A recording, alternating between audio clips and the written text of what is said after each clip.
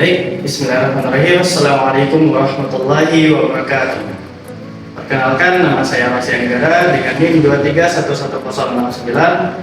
Dan pada video kali ini saya akan menuntaskan tugas UAS dari mata kuliah pengembangan materi fikih yang diampu oleh Himpunan Nilai. Baik, pada video kali ini saya akan berdakwah singkat tentang puasa.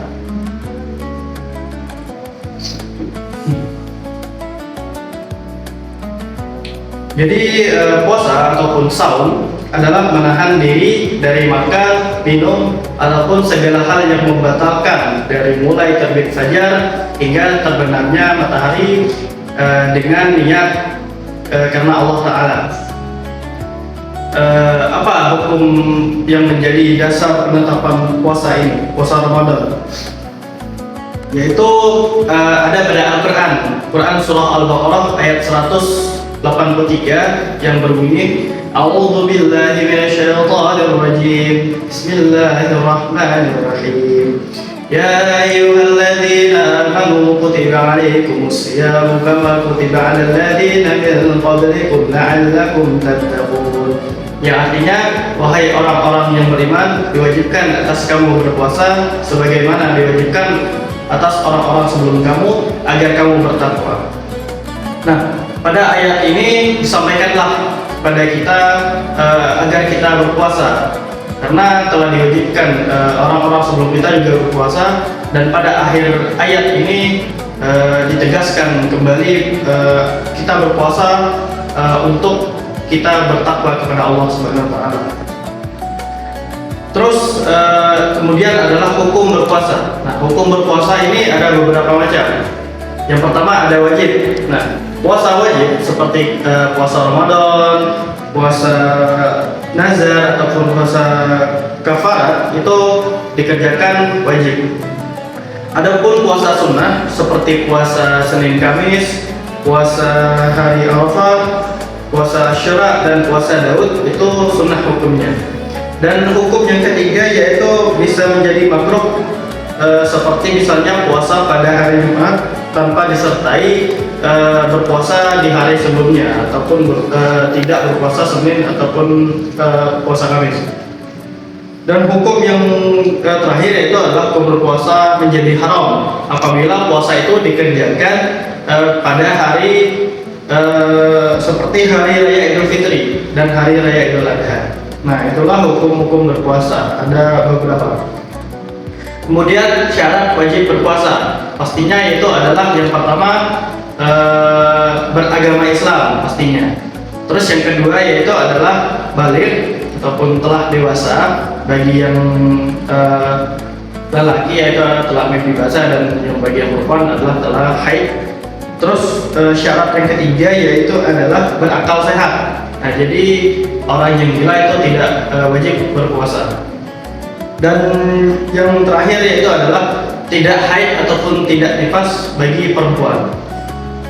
Terus kemudian ada rukun dari berpuasa. Nah, rukun puasa ini itu hanya ada dua. Yang pertama yaitu adalah niat karena Allah Ta'ala untuk berpuasa. Dan yang kedua yaitu adalah menahan diri dari segala hal yang membatalkan puasa, mulai dari terbit fajar hingga terbenamnya matahari. Kemudian apa saja hal-hal yang membatalkan puasa ini? Banyak sekali hal-hal yang membatalkan puasa, tapi kita sampaikan secara umumnya saja. Yang pertama pastinya yaitu adalah makan dan minum secara sengaja di siang hari. Terus yang kedua yaitu ada berhubungan suami istri di siang hari. Dan yang ketiga yaitu ada muntah dengan sengaja. Terus bagi yang perempuan haid ataupun nifas di siang harinya. Dan mungkin yang terakhir yaitu adalah murtad ataupun keluar dari agama Islam. Nah, itu adalah hal-hal yang dapat membatalkan kita saat berpuasa. Terus pembahasan selanjutnya yaitu adalah tentang hikmah kita berpuasa. Nah, dalam ayat Al-Quran surah Al-Baqarah ayat 183 dijelaskan kalau kita berpuasa bukan untuk siapa-siapa tetapi untuk diri kita sendiri. yaitu adalah agar kita selalu bertakwa kepada Allah Subhanahu wa taala, agar kita dapat menahan diri kita dari hawa nafsu kita, dapat mengontrol diri kita agar tidak terjerumus ke dalam jebakan setan.